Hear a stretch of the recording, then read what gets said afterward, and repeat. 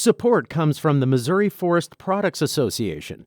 Missouri produces wood pallets, railroad ties, white oak barrels, hardwood floors, and more. Details on the variety of products made in the state are at choosewood.com. This is St. Louis on the Air from St. Louis Public Radio. I'm Elaine Cha. And her closing argument in almost all of her speeches, almost all of her columns, was that if the Equal Rights Amendment passed, men would be able to enter women's bathrooms. You know, I just based it on my own personal preference. If somebody has name brand Charmin, that's the best thing I've seen all day. Because it's printed on there, right? Yeah. Instagram is a place to see all sorts of things posted by all manner of people around the world. Folks share visuals of niche interests that aren't necessarily strange or uncommon. In fact, some of the most interesting accounts focus on stuff many of us may not pay much mind because it's so everyday, like the places you go to answer nature's call. That's right, I'm talking about washrooms. And as it happens, there's an Instagram account called Bathrooms in St. Louis that features pictures of select restrooms in the STL area. Here to talk with us about that page and what it's about, we welcome Gabby McMahon, a resident of Richmond Heights and the person behind the Bathrooms in St. Louis lens.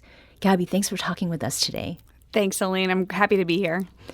So what possessed you to start an entire Instagram account dedicated to restrooms? The inspiration from it came from my own home. So my fiance and I bought a house in Richmond Heights a couple of years ago, and we renovated the whole thing, and it was such a fun time. But I was struggling to come up with inspiration for our bathrooms that we were renovating, and so I just found myself taking photos in different bathrooms in St. Louis, like, oh, I love this sink or I love this wallpaper. And I found inspiration from that. And then I realized I have a bunch of pictures of different bathrooms in St. Louis on my phone. Mm-hmm. Maybe this would be a fun thing to share to people. I follow a lot of St. Louis foodie accounts and different things like that. I love what they post. And I was like, there's not a good place to see the different unique bathrooms in St. Louis. And so I decided to create it. What has been your criteria for posting? A couple of things that I look for when I decide to post. One is just the design. Obviously, if it's a really beautiful bathroom or really interesting.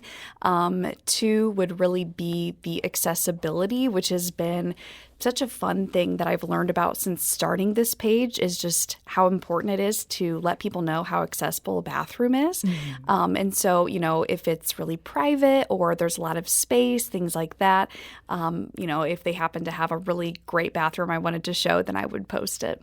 Did anything about the way people responded to your posts surprise you? Absolutely. I never expected it to gain any traction at all, and was surprised when it did. And I had a lot of people message me, where has this account been my whole life? This is so great. And just from that perspective, but also from the lens of I've had moms message me and say, this is so great because I know if I can go change, my baby's diaper, or if I have my toddlers with me and there's room for them. And I didn't expect that much of a response. Or, somebody who said, my mom's in a wheelchair and this is great. And so the accessibility perspective of it, both for parents and those with disabilities, that really surprised me, just that response. It's great that you were able to provide that kind of information for people, even without knowing that you were doing it necessarily. Yeah, absolutely. Now, you used to give ratings. Why did you stop doing that? I realized, as it started to gain more traction, I didn't want to do anything negatively or provide any sort of negative feedback to businesses. I have no intention of tearing down a business or anything along those lines. And so really just wanted it to be more of an informative thing. However, I do still rate toilet paper because that's really an important part. And I don't think it reflects negatively on a business, just giving them some feedback on their toilet paper. And what qualities make for good TP? Honestly, to each their own. It's kind of like pillows, right? Everybody has a different preference.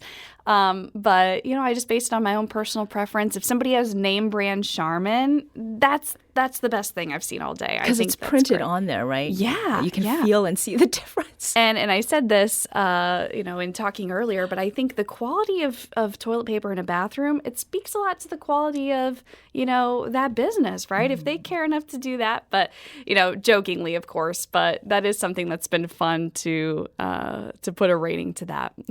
So we're going to do a little bit of a lightning round here. And it is, which restroom so far is or has.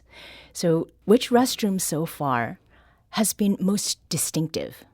Most distinctive. So I'm going to say Songbird, which is more of a breakfast coffee restaurant.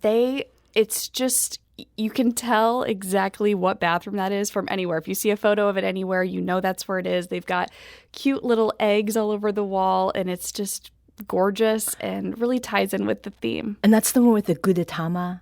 With the little lazy egg? Is that the right I believe one? so. Yes, that sounds right. Yeah. And then there's also one that you've posted about Brennan's bathroom. Yes. Okay. So I think this is one of the most creative bathrooms I've seen so far in St. Louis. The reason for this is you go into the bathroom and it's a bunch of celebrity yearbook photos, which of course is funny. It ties into pop culture, but the mirror has a little saying that's like, "We don't care where you went to high school." And I immediately laughed at this because one, yes, it's a funny pop culture thing, but it ties in well with St. Louis culture. It's so commonly asked, where'd you go to high school? Where are you from? If you're a St. Louis native. And so they found a way to tie in St. Louis culture with celebrity culture. I just thought it was genius. Props to whoever came up with that. I just loved that. Which is the most accessible bathroom?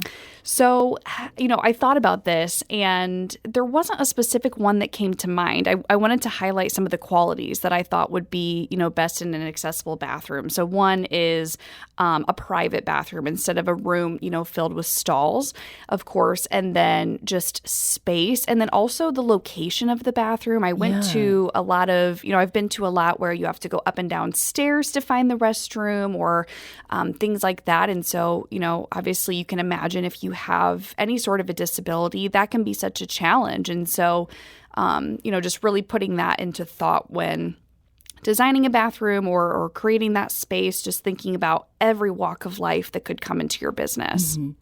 Best in show, just overall, which has been the most impressive washroom you've been to? Yeah, so this may come as no surprise given where it's located, but I'm going to say Casa Don Alfonso in the Ritz-Carlton. Of course, a very luxurious restaurant, but the bathrooms smelled amazing. They were fully stocked. I mean, things you don't even think you're going to need in the bathroom. And it was just gorgeous as you walk in and you immediately say, wow, this is a great bathroom. Mm-hmm. And the restaurant experience was just as wonderful. And it's got private stalls. Oh, yeah, is big right? time, which I love because I hate when I feel like people can look in and see me. It makes me so uncomfortable. So I love that. Gabby McMahon is the St. Louis area resident behind the informative Instagram account Bathrooms in St. Louis. Gabby, thank you for taking time to join us today. Thanks so much. It was a pleasure. We need to take a quick bathroom break. When we return, we'll go further with this topic by discussing the history of public restrooms in the United States. This is St. Louis on the Air on St. Louis Public Radio.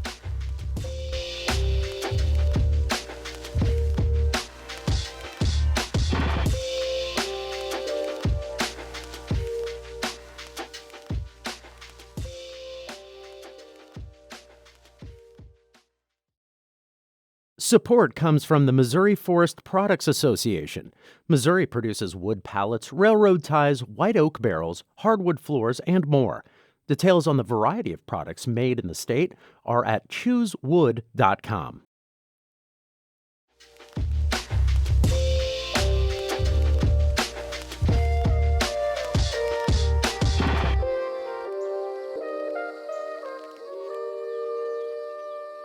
Welcome back.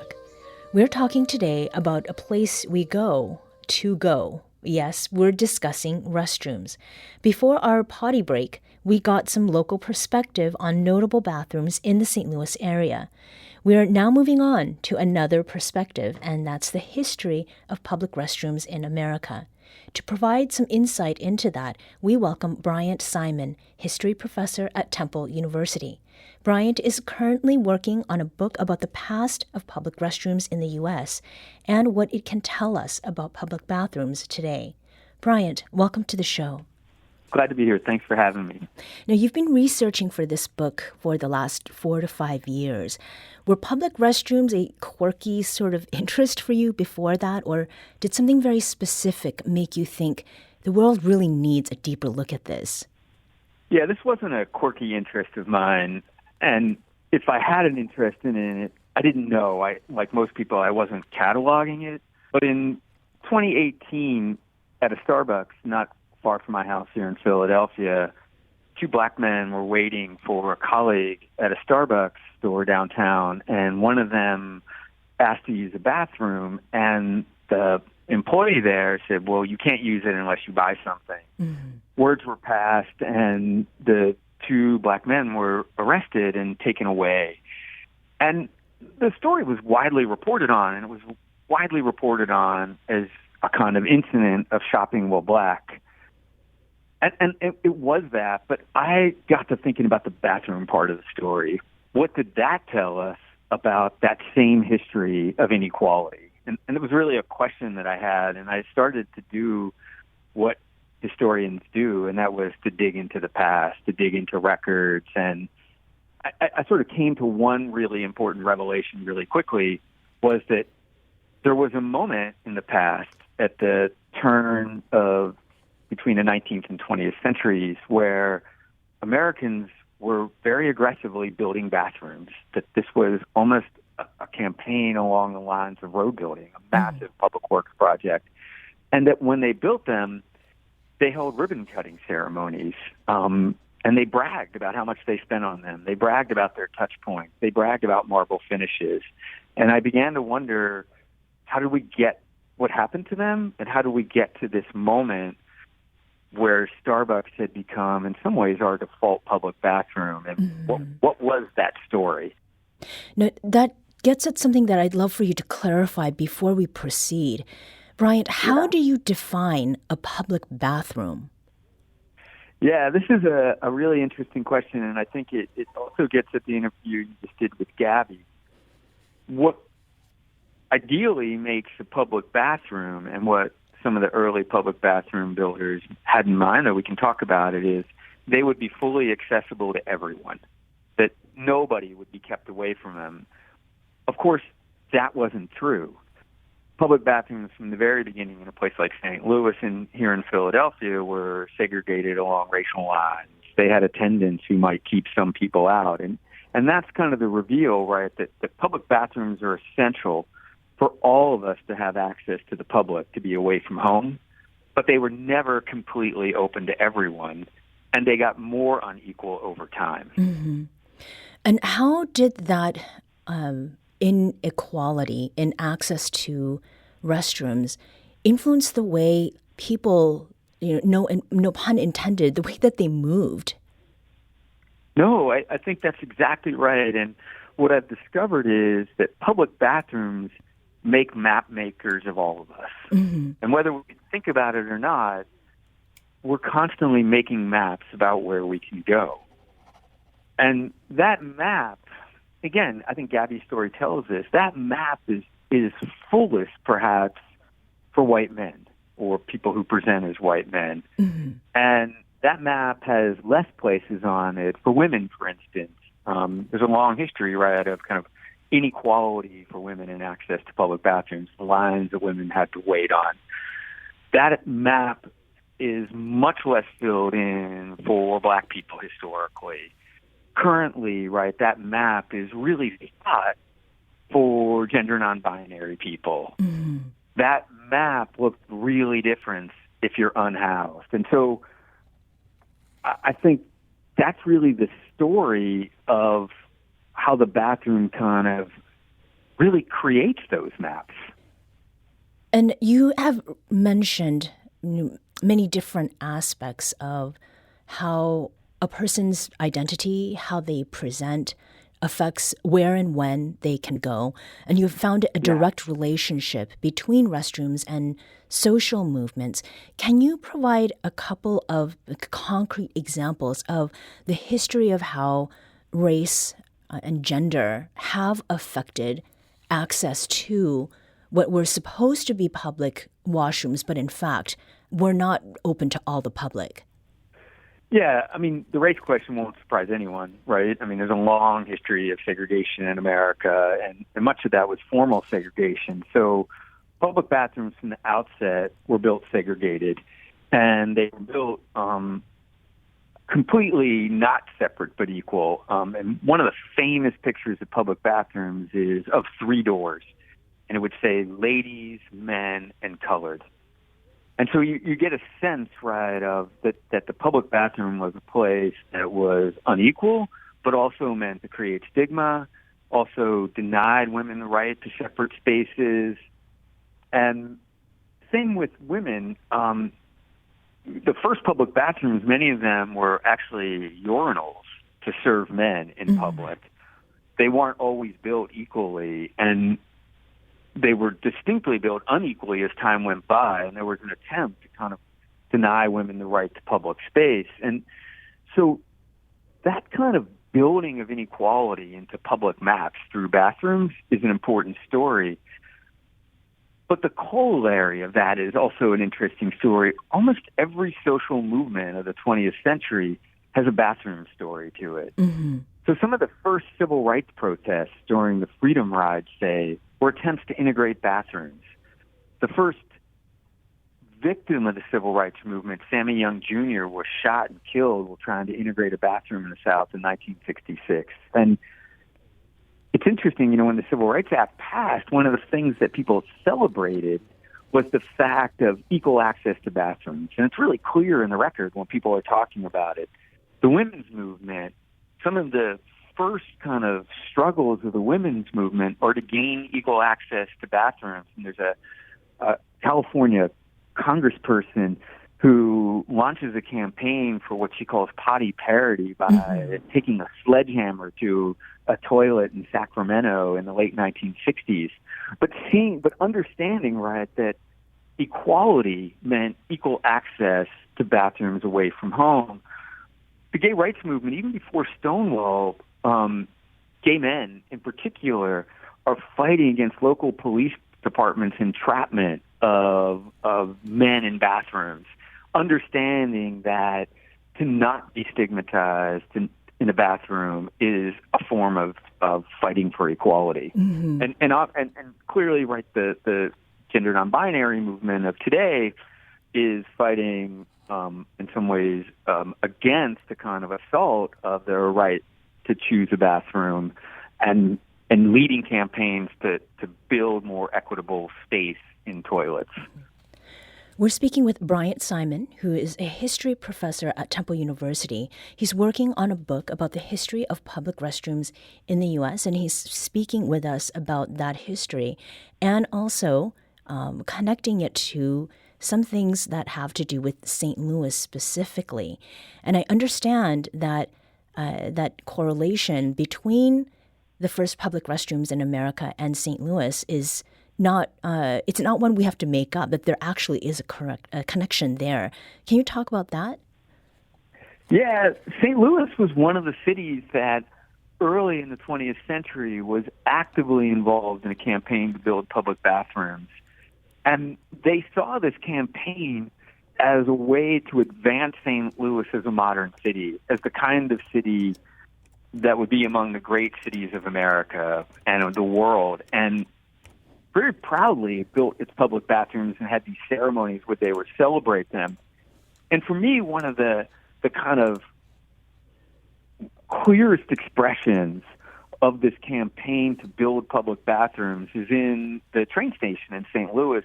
On one of the mezzanines, there's a men's room that you can walk into, and above the mezzanine is a gilded kind of overhang. And it's kind of amazing to me, right? This is saying to people that they matter, that their access to public space should be adorned and and should be embellished.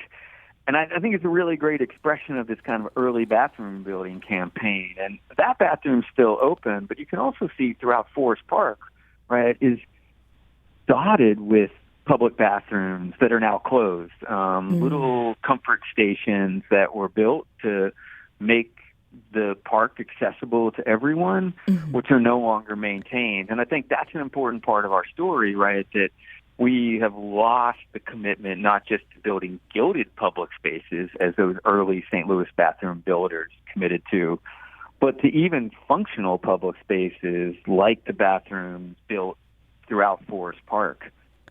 Now, this campaign to build public bathrooms that you mentioned, do you think this will ever come back, especially as it seems that there's a need for truly public restrooms in so many parts of our country, and particularly in cities where there are so many people who are homeless? Yeah, I think this is a really important question and a fascinating question. And I think it gets at a couple things. One is our willingness to, and I think Gabby's sort of portrait showed this, many people still have a kind of map of bathrooms that they can go to. There are restrooms and restaurants and Starbucks that they can go to. And sometimes we confuse these private spaces with public spaces. And that gets in the way, I think, of our understanding of what other people don't have. And as you mentioned, people who are unhoused face a very different landscape. And I think that they're going to test our commitment to building truly public spaces and to making public space accessible to everyone. But one of the things that's happening now, particularly in California, we're seeing is that the absolute dearth of public bathrooms has become a problem. The lack of public facilities has led to hepatitis B and deadly outbreaks in San Diego. Stores in areas where the unhoused live find that every day they arrive to open up their doors and there is excrement and urine in the storefront. And I think that we're reaching the crisis of kind of the developing world here for some people, where the lack of access to clean, safe, and available places for bodily functions is now becoming a public health risk to everyone. Right. And, I hate that we have to get to this point, but in some places we are getting to this point, and there has been an increasing response to deal with that through porta potties, something called Portland Loos, various kinds of more affordable forms of places for people to go that aren't privatized. And so I do think we've reached a crisis point where we're going to have a bathroom building campaign, but it's not going to be on the scale and elaborate as the one in the St. Louis public train station. I don't think we're going to celebrate people by offering them access to public bathrooms. I think it'll be a kind of management of the other.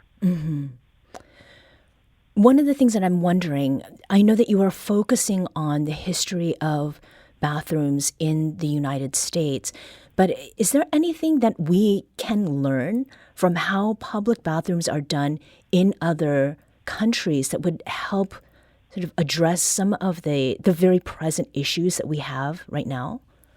Yeah, I mean, we can always learn from other places, and the crisis of public bathrooms is global in nature. And there are all kinds of ways that places have tackled it. London has built more public bathrooms in recent years. Other people are interested, right, in what a small fee for what used to be called a pay toilet, reinstituting pay toilets as a way to kind of pay for these public amenities and also pay for attendance. I think most of us know that having an attendant helps to create better behavior. And so people are playing with that model of having some pay to pay for an attendant to create safer spaces. In a place like Iceland, which has the highest number of public toilets per person, they have defined public toilets as a public necessity, as something that as people, we are entitled to. And I think ultimately, if we begin to focus on that and say, this isn't something that should be a luxury, this isn't something that should be left up to chance, this isn't something that just some people should have more access to, but a public need that defines a modern and caring society, then I think we get closer to a more sustainable public realm and a model that works for everybody. Mm-hmm. To bring it back to St. Louis, there is a connection also. You've talked about moral hazard. There's the hygiene bit, and it's tied directly to something else that St. Louis is known for, and that's beer. Talk about that a little bit. Well, it's interesting. So our first public bathrooms are trying to solve a problem. They're trying to solve a problem making sure women who are kind of in public, not for the first time, but in larger numbers in the late 19th and early 20th century, they're trying to solve a sanitary problem. There's a new awareness of sanitation.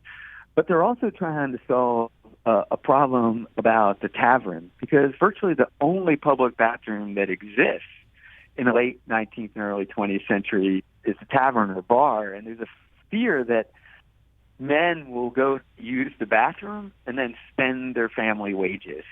And so bathroom builders in St. Louis and elsewhere, in Chicago in particular, are like, well, if we're going to sort of protect the family, we need to open public bathrooms to keep men out of the saloon.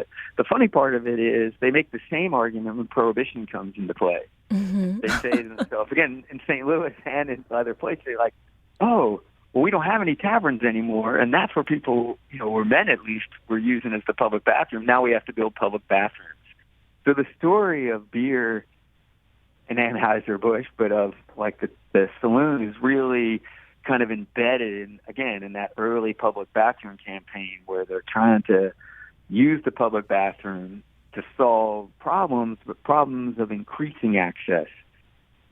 Currently, beginning in the 1940s and 1950s, the public bathroom is used to solve problems, but it's often by limiting access. We want to solve we're disturbed by a queer presence in public, so we're going to close public bathrooms. We are disturbed by the inability to maintain segregation, so we're going to close public bathrooms. We're concerned about people using public bathrooms to wash, so we're going to close the public bathrooms. There was a kind of flip there that happened after sort of World War II.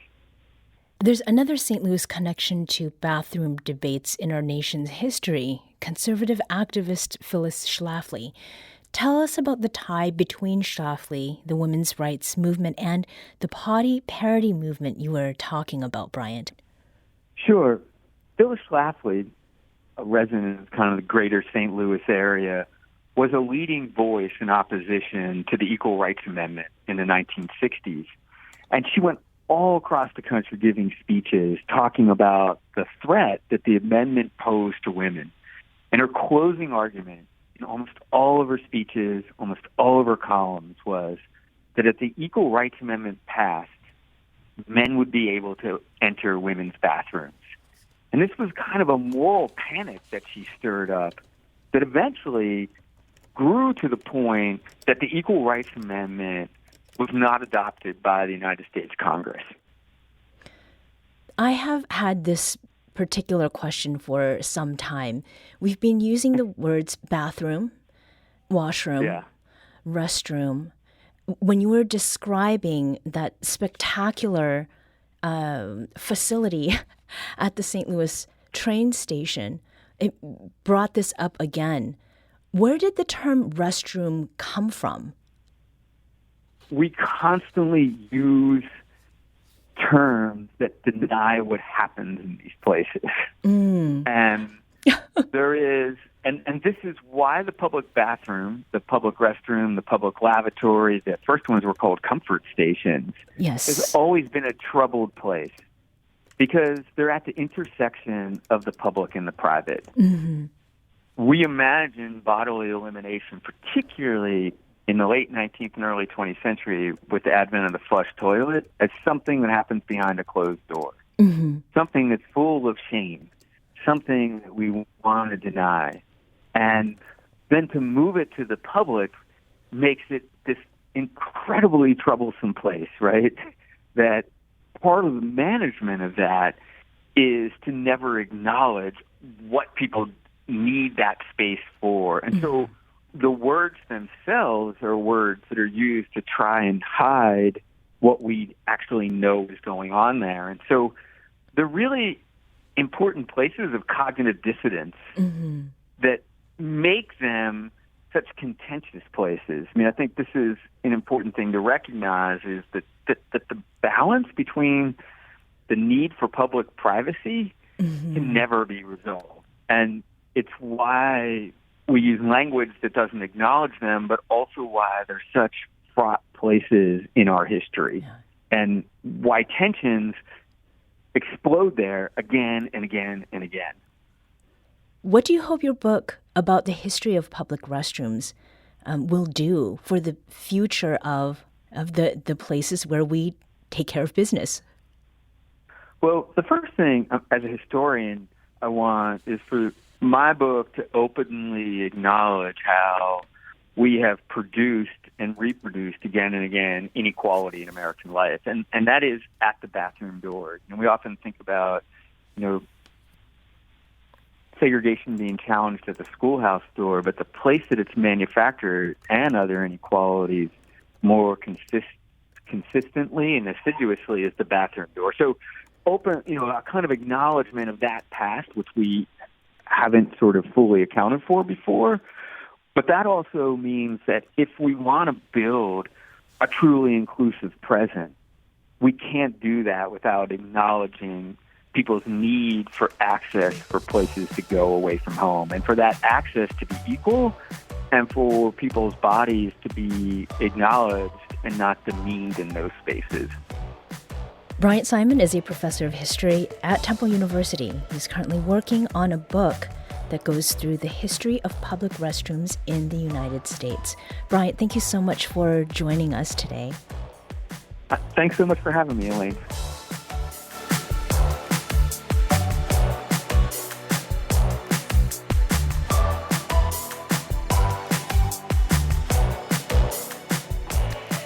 This episode was produced by Emily Woodburn. Audio engineering and podcast design by Aaron Dorr. Our executive producer is Alex Hoyer. St. Louis on the Air is a production of St. Louis Public Radio. Understanding starts here. Our podcast proudly supports St. Louis artists by using music from Life Creative Group. Do you find yourself regularly listening to episodes of St. Louis on the Air? Suggest us to a friend you think might enjoy our conversations, and leave us a review and rating on Apple Podcasts on the App Store. It's the simplest way to help people discover our show. Thank you. St. Louis Public Radio is a member-supported service of the University of Missouri St. Louis.